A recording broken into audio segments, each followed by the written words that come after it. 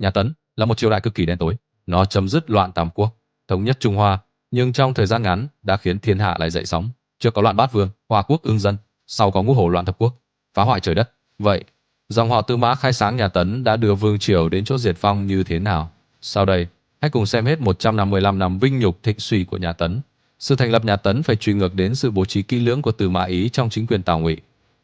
Năm 239 công nguyên, Ngụy Minh Đế Tào Duệ bệnh nặng. Trước khi mất, ông lập con nuôi 8 tuổi là Tào Phương làm thái tử, đồng thời ủy thác cho họ hàng đại thần Tào Sảng và thái úy Tư Mã Ý cùng phụ chính.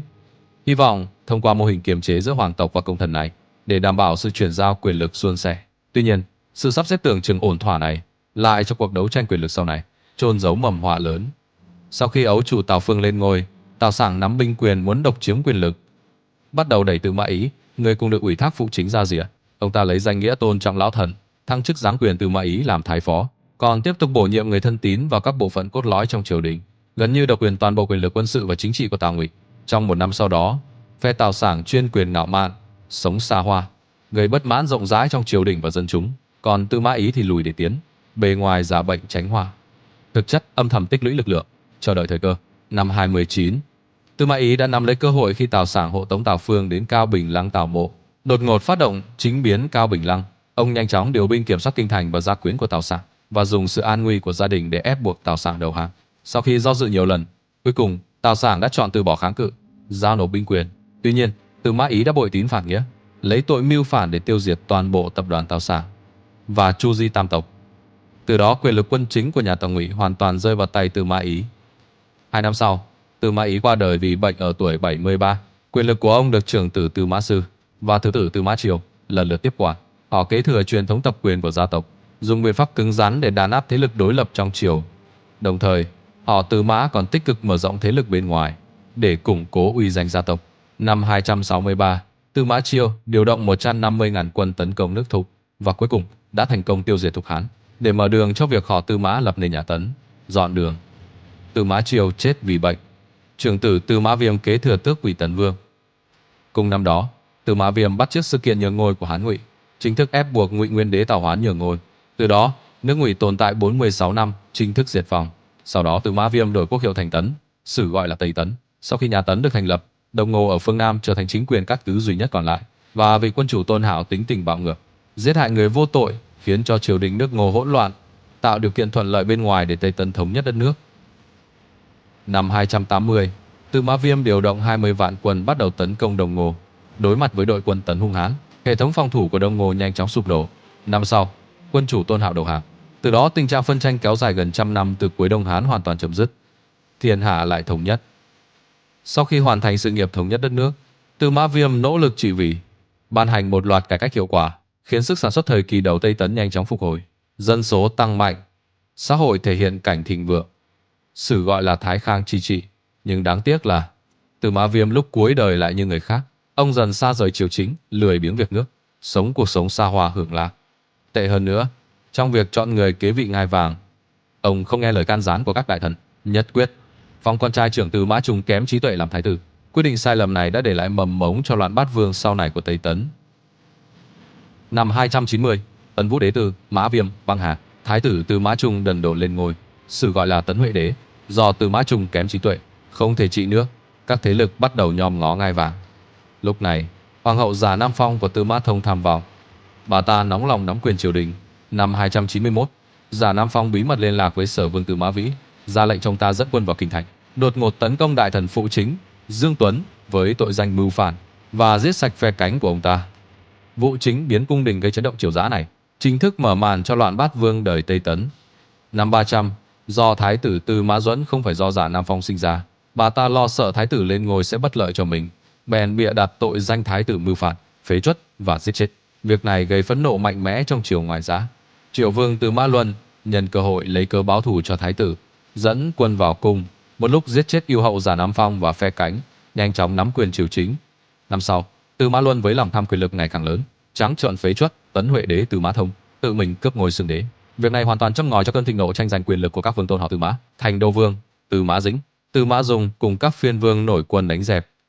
Chiến loạn bắt đầu lan từ trung ương đến địa phương. Tư Mã Luân một mình chống số đông, bại trận và bị giết. Tấn Huệ Đế phục vị thành công.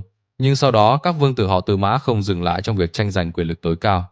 Họ tiếp tục đánh nhau, tấn công liên miên, khiến trăm họ lưu lạc, sinh linh đổ thán cho đến năm 306. Đông Hải Vương Tư Mã Việt chiến thắng sau nhiều lần hỗn chiến, nghênh đón Tấn Huệ Đế trở về Lạc Dương. Cuộc nội loạn hoàng tộc kéo dài 16 năm cuối cùng đã kết thúc. Năm 307 sau Công nguyên, Tư Mã Việt để nắm quyền kiểm soát triều chính, đầu độc giết Tấn Huệ Đế, ủng hộ em trai của Tư Mã Trọng là Tư Mã Sung lên ngôi, Tấn Hoài Đế. Mặc dù lúc này Bát Vương chi loạn đã kết thúc, nhưng nhiều năm nội loạn khiến lực lượng quân sự Tây Tấn cạn kiệt. Các dân tộc du mục ở biên cương đã nhanh chóng trỗi dậy trong thời kỳ Trung Nguyên hỗn loạn. Năm 304, quý tộc Hung Nô Lưu Uyên lấy danh nghĩa khôi phục nhà Hán, nổi dậy chống Tấn. Đầu tiên thiết lập chính quyền Hán Triệu ở phương Bắc Trung Quốc. Đồng thời, thủ lĩnh người Đê tộc Lý Hùng cũng cát cứ xưng vương ở vùng Tây Nam, thiết lập chính quyền thành Hán.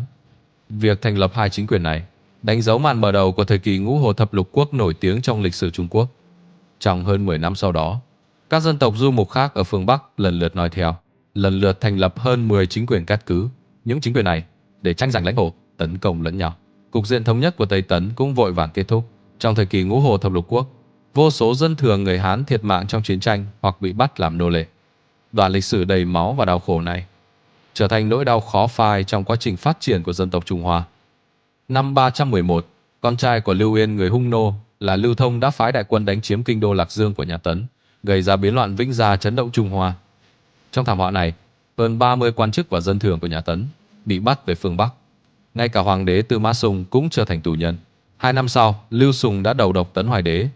Khi tin tức đến Trường An, các quan lại để duy trì triều đại nhà Tấn đã tôn Tần Vương Tư Mã Nghiệp lên ngôi, tức là vị hoàng đế cuối cùng của Tây Tấn, sử gọi là Tấn Mẫn Đế. Dù đã làm vua, Tấn Mẫn Đế đã nỗ lực cai trị, cố gắng đoàn kết các lực lượng để chống lại quân Hung Nô đang tiến gần. Nhưng tiếc rằng lúc này Tây Tấn đã suy tàn. Chiếu chỉ của ông không được các chư hầu hưởng ứng. Năm 316, Lưu Diệu, con nuôi của Lưu Uyên, dẫn quân Hung Nô tấn công Trường An. Tây Tấn không thể chống cự. Cuối cùng Tấn Mẫn Đế buộc phải ra thành đầu hàng. Từ đó triều đại Tây Tấn chỉ tồn tại 11 năm đã sụp đổ. Bắc Trung Quốc từ đó rơi vào thời kỳ động loạn kéo dài 300 năm. Để tránh chiến tranh, đông đảo quan lại và dân chúng lần lượt di cư về phương Nam yên bình hơn, sự gọi là Y Quan Nam Độ. Trong thời gian này, thành viên hoàng tộc Lãng Gia Vương Tư Mã Duệ cũng theo đoàn quân Nam tiến đến Giang Nam tìm kiếm phát triển. Năm 317, khi tin Tấn Mẫn Đế bị hại truyền đến, Tư Mã Duệ được sự ủng hộ của các sĩ tộc Nam Bắc lên ngôi tại Kiến Khang, lập nên Đông Tấn, sự gọi là Tấn Nguyên Đế. Do Kiến Khang nằm ở phía đông kinh đô cũ Lạc Dương của Tây Tấn, nên chính quyền này được đời sau gọi là Đông Tấn. Tuy nhiên, sau loạn Vĩnh Gia, uy tín của hoàng thất nhà Tư Mã đã suy giảm nghiêm trọng. Đông Tấn về bản chất là sản phẩm dưới sự ủng hộ của sĩ tộc, do đó hình thành cục diện chính trị đồng trị môn phiệt độc đáo. Trong đó thế lực của họ Vương ở Lăng Nha là nổi bật nhất. Về chính trị, Vương Đạo phụ tá Tư Mã Duệ, định sách lập cơ, ổn định lòng người sĩ tộc Giang Nam. Về quân sự, Vương Đôn nắm giữ binh quyền, đảm bảo vũ lực cho chính quyền. Vì thế đương thời có câu Vương cùng Mã cộng thiên hạ. Khi quyền thế họ Vương ngày càng phình to, Tư Mã Duệ không cam tâm để quyền lực rơi vào tay người khác, bắt đầu đề bạt Lưu Viện và những người khác họ để kiềm chế họ Vương. Động thái này đã kích động mâu thuẫn triệt để. Năm 322, Vương Đôn lấy danh nghĩa thành quân Trắc từ Kinh Châu nổi loạn. Đại quân thế như trẻ tre, thẳng tiến Kiến Khang. Quân đội được Tư Mã Duệ tổ chức vội vàng hoàn toàn không có sức chống đỡ. Đối mặt với áp lực quân sự của Vương Đôn, cuối cùng Tư Mã Duệ chỉ có thể thỏa hiệp cầu hòa. Điều này mới khiến cuộc nổi loạn của Vương Đôn tạm thời kết thúc. Nhưng cuộc nổi loạn này tuy bề ngoài đã kết thúc, nhưng đã tạo tiền lệ cho môn phiệt Đông Tấn can thiệp triều chính bằng biện pháp quân sự, ảnh hưởng sâu sắc đến hướng đi chính trị sau này của Đông Tấn. Năm 323, Tư Mã Duệ sau thời gian dài bị áp chế đã băng hà trong uất ức. Con trai ông là Tư Mã Thiệu kế vị, sử gọi là Tấn Minh Đế. Tấn Minh Đế là một vị minh quân hiếm có của Đông Tấn. Đối mặt với tình thế động loạn, ông không vội vàng cầu thành, mà điềm tĩnh chờ đợi cơ hội. Năm 324, Vương Đôn bệnh nặng. Tư Mã Thiệu nắm lấy cơ hội tuyệt vời này, quyết định xuất quân tấn công. Vương Đôn sau khi biết tin, định chống cự quyết liệt, nhưng vì bệnh tật, không lâu sau đã qua đời. Tư Mã Thiệu thừa thắng truy kích, tiêu diệt hết đảng phái của Vương Đôn, tạm thời ổn định được tình hình Đông Tấn. Nhưng trời đố kỵ người tài. Năm 325, Tấn Minh Đế tại vị chỉ 5 năm, đã băng hà vì bệnh, thọ chỉ 27 tuổi. Con trai 5 tuổi của ông là Tư Mã Diễm kế vị, sử gọi là Tấn Thành Đế. Do hoàng đế còn nhỏ, mẹ là Du Văn Quân với tư cách thái hậu nhiếp chính, và anh trai thái hậu là Du Lượng dựa vào thân phận ngoại thích cùng tham gia triều chính.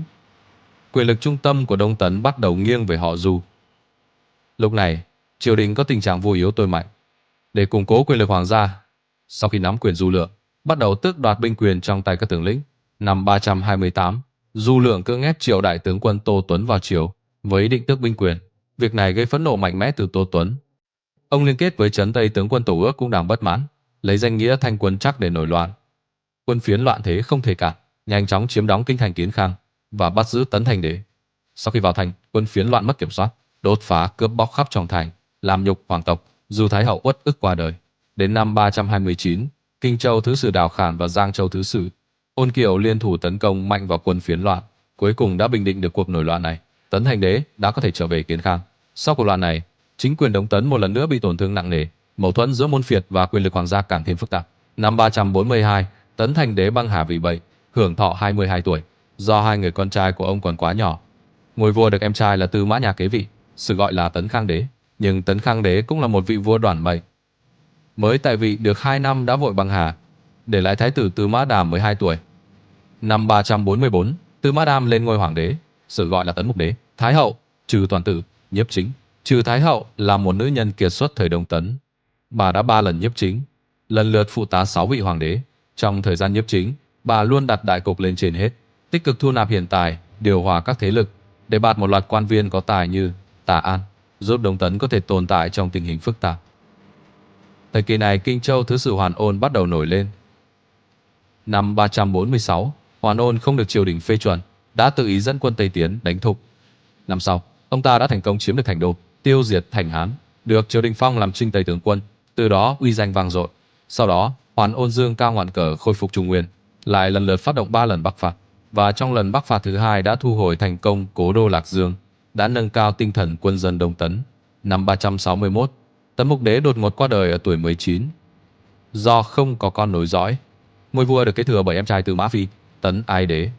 Lúc bấy giờ Đông Tấn, đại Tư Mã Hoàn Ôn có thế lực rất lớn, ông ta ra sức xây dựng thế lực cá nhân, can thiệp vào triều chính, dẫn đến mâu thuẫn trong triều ngày càng gay gắt. Tấn Ái Đế tính nhu nhược, không muốn đối phó với tình hình này, chuyển sang hy vọng vào tu tiên luyện đan để cầu trường sinh bất lão. Để ổn định triều chính, các đại thần đành phải mời Sở Thái hậu nhiếp chính một lần nữa. Năm 365, Tấn Ái Đế qua đời do dùng thuốc đan lâu ngày, mới 25 tuổi. Sau đó, em trai Tư Mã Dịch được tôn lên ngôi, sử gọi là Tấn Phế Đế. Lúc này đại tướng quân Hoàn Ôn nắm quyền triều chính nhiều năm, đã nảy sinh ý định cướp ngôi. Để củng cố quyền lực tuyệt đối, ông ta lấy cớ Tư Mã Dịch không thể sinh con, ép Sở Thái hậu hạ triều phế truất, ủng hộ Hội Khế vì Tư Mã Dục tính ôn hòa, dễ kiểm soát lên ngôi vua. Như vậy, Tư Mã Dục 53 tuổi được tôn làm hoàng đế thứ 8 của Đông Tấn. Tấn Giản Văn Đế. Trong thời gian Tư Mã Dục tại vị, mọi việc đều bị Hoàn Ôn khống chế. Trong bối cảnh hoàng quyền suy yếu, thế lực môn phiệt mạnh mẽ, Tư Mã Dục hiểu rõ mình chỉ có thể nhẫn nhịn tránh họa, nên suốt ngày chỉ nói chuyện phiếm với đám người nhàn rỗi, không bận tâm đến chính sự, để lại danh hiệu hoàng đế thanh đàm cho hậu thế. Cuối cùng, Tấn Giản Văn Đế tại vị chưa đủ 8 tháng, đã băng hà vì quá yêu uất. Cùng năm đó, con trai ông là Tư Mã Giao lên ngôi kế vị, sử gọi là Tấn Hiếu Vũ Đế. Vào năm thứ 2, sau khi Tư Mã Diệu kế vị, Hoàn Ôn, người nắm quyền triều chính suốt 20 năm đã qua đời, nhưng em trai ông là Hoàn Sung vẫn nắm giữ binh quyền, thế lực của họ Hoàn trong triều vẫn còn rất lớn. Để cân bằng thế lực của Hoàn Sung, Tạ An quan sát tình thế, tấu xin Sở Thái hậu một lần nữa nhiếp chính. Trong quá trình này, Tạ An nhờ vào trí tuệ chính trị và bố cục xuất sắc, khiến ảnh hưởng của họ Tạ ở Trần quận trong triều dần mở rộng, bắt đầu vươn lên. Và cùng lúc đó, ở phương Bắc Trung Quốc, chính quyền Tiền Tần đã hoàn thành thống nhất dưới sự lãnh đạo của Thiên Vương Phù Kiên. Để thực hiện mục tiêu cuối cùng là thống nhất Trung Hoa, Phù Kiên vào năm 383, Thần Trinh dẫn 80 vạn đại quân Nam tiến đánh Tấn. Phía Đông Tấn, Tể tướng đương nhiệm Tạ An tích cực bố trí. Ông ra lệnh cho cháu là Tạ Huyền dẫn Bắc phủ binh, gồm dân tị nạn phương Bắc làm tiên phong, tổng cộng 8 vạn binh lực Bắc tiến nghênh địch. Hai bên đối đầu bên bờ sông Phì. Khi quyết chiến, quân Tấn nhân lúc Tiền Tần rút lui điều chỉnh trận hình, bất ngờ phát động tấn công. Cuối cùng, quân Tấn lấy ít thắng nhiều, đại bại Tiền Tần, sử gọi là trận Phì Thủy. Trận này không chỉ là trận đánh lập quốc của Đông Tấn, mà còn thay đổi hoàn toàn cục diện phương Bắc. Chính quyền Tiền Tần sau khi bại trận đã sụp đổ trong chốc lát. Các bộ tộc Tiên Tỳ, Khương trước đó đã thống nhất nay lần lượt tự lập làm vương. Miền Bắc Trung Quốc lại rơi vào tình trạng phân chia và chiến loạn. Chiến thắng Phì Thủy khiến danh tiếng của Tạ An lên cao như mặt trời giữa trưa, nhưng công lao quá lớn cũng gây nên sự nghi kỵ của Tần Hiếu Võ Đế. Lúc này, những người như Vương Quốc Bảo cùng thuộc thế gia đại tộc đã nắm bắt thời cơ, nhân cơ hội không ngừng phỉ báng Tạ An trước mặt Hiếu Vũ Đế, khiến mối hiềm khích giữa Hiếu Vũ Đế và Tạ An ngày càng sâu sắc. Hiếu Vũ Đế, để cân bằng thế lực triều đình, dần dần thu hồi binh quyền trong tay Tạ An. Để tránh tai họa, năm 385, Tạ An chủ động xin điều đến Quảng Lăng. Tháng 8 cùng năm, vị công thần hiển hách từng làm mưa làm gió trên chính trường Đông Tấn đã không may qua đời vì bệnh. Sau khi Tạ An ra đi, Tấn Hiếu Vũ Đế đã cơ bản hoàn thành việc tập trung hoàng quyền, trở thành vị hoàng đế có quyền lực lớn nhất kể từ khi Đông Tấn khai quốc. Nhưng đáng tiếc thay, cuối đời Hiếu Vũ Đế lại đắm chìm trong tửu sắc. Hành vi cử chỉ ngày càng hoang đường phóng túng. Trong một lần say rượu, Hiếu Vũ Đế vô cớ dọa sẽ phế truất sủng phi Trương Quý Nhân. Lời nói này khiến Trương Quý Nhân vừa kinh hãi vừa tức giận, trong nỗi sợ hãi và căm hận đan xen. Trương Quý Nhân đêm đó đã thông đồng với Tâm Phúc. Nhân lúc Tư Mã Diệu say mem, đã dùng chăn bịt chết ông ta. Thế là vị hoàng đế từng nổi danh vì đánh bại kẻ thù mạnh lại kết thúc cuộc đời theo cách uất ức như vậy, mới chỉ 35 tuổi. Cùng năm đó, con trai ông là Tư Mã Đức Tông kế vị, sự gọi là Tấn An Đế. Tấn An Đế bẩm sinh đang ngu ngốc, thiếu khả năng phân biệt cơ bản, thậm chí không thể phân biệt nóng lạnh đói no. Trong thời kỳ cai trị của ông, Đông Tấn liên tục xảy ra nổi loạn, tình hình đất nước ngày càng suy yếu. Năm 402, con trai của Hoàn Ôn là Hoàn Huyền từ Giang Lăng khởi binh, thế như trẻ tre, nhanh chóng tấn công vào kinh đô Kiến Khang, bắt giữ Tấn An Đế. Sau đó, hắn tự phong làm thừa tướng, tiếp tục nắm quyền triều chính. Năm sau, Hoàn Huyền ép Tấn An Đế nhường ngôi, tự mình cướp ngôi xưng đế, đổi quốc hiệu thành Sở, sử gọi là Hoàn Sở. Đông Tấn đến đây đã chỉ còn danh không còn thực. Đối mặt với tình thế nguy nan của đất nước, Lưu Dụ xuất thân Hàn Môn đã nắm bắt thời cơ. Ông liên kết với một số sĩ quan cấp trung và cấp dưới trong quân Bắc phủ, vào năm 404 khởi binh thảo phạt Hoàn Huyền. Trong quá trình chiến đấu với quân phiến loạn, Lưu Dụ đã thể hiện tài năng quân sự xuất chúng, liên tiếp chiến thắng, cuối cùng đã đánh bại Hoàn Huyền, rước Tấn An Đế về, cưỡng ép kéo dài mạng sống cho Đông Tấn. Sau đó, Lưu Dụ không dừng lại nhiều lần phát động chiến tranh Bắc phạt và thành công thu hồi Hoài Bắc, Sơn Đông và nhiều vùng đất mất như Hà Nam, công trạng hiển hách. Nhờ đó ông dần dần trở thành người nắm quyền thực sự trong triều. Theo quyền lực ngày càng lớn mạnh, Lưu Dụ ngày càng bất mãn với việc phó tá Tấn An Đế bất tài. Năm 418, Lưu Dụ sai người thân tín, thừa lúc không có ai ở bên cạnh, đã thắt cổ giết Tấn An Đế, đưa em trai của ông là Lăng Nhà Vương Tư Mã Đức Văn lên ngôi. Đây cũng là vị hoàng đế cuối cùng của Đông Tấn, sự gọi là Tấn Cung Đế. Việc Tư Mã Đức Văn lên ngôi không thể đảo ngược được tình thế suy tàn của Đông Tấn. Lúc này quyền lực hoàng gia đã hoàn toàn bị Lưu Dụ khống chế. Sau một loạt bố trí kỹ lưỡng, năm 420, Lưu Dụ chính thức ép Tấn Cung Đế nhường ngôi, tự mình lên ngôi, thành lập chính quyền Lưu Tống. Từ đó, sau 155 năm trị vì, trải qua 15 đời hoàng đế, nhà Tấn chính thức sụp đổ. Lịch sử Trung Quốc từ đây bước vào thời kỳ Nam Bắc Triều với sự thay đổi chính quyền liên tục.